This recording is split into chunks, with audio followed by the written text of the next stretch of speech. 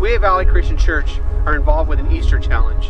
From the point of Easter until we get together and have our picnic in the first part of June, we are reading together Luke chapter 24 and Acts chapter 1 and Acts chapter 2.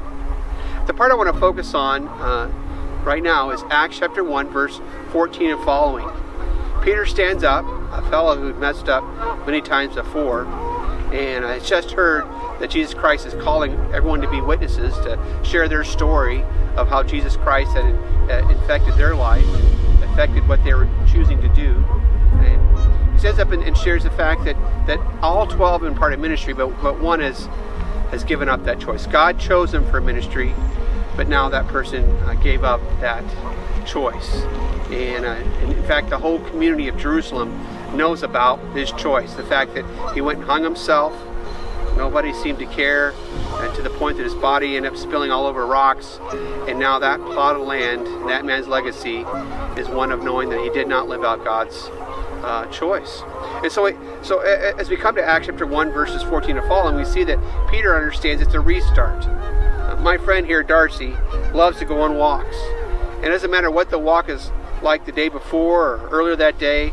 When it's time for the next walk, he's excited. Just saying the word gets him excited. And so that's the idea that we have in Acts 1:14 and following, that we are supposed to be people that are involved with a restart. Rick Russo, leader of Spire, a conference that invites churches like us, said last night that he believed that all churches and all businesses were going to be looking at the month of June as a restart. Life will be new, will be fresh, and choices we make moving forward will make the difference of who we are.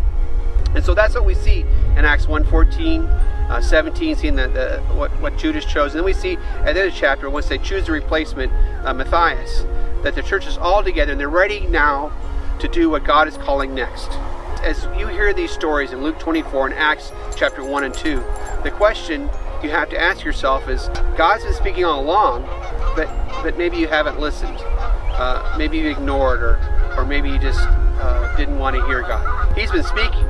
How are you going to do what God's asking you to do? Last Sunday we met in parking lots, Valley Christian Church and Hershey High School. At the Hershey High School parking lot, I had a father and daughter who invited 45 different people to that time of gathering. Liz and I were so excited.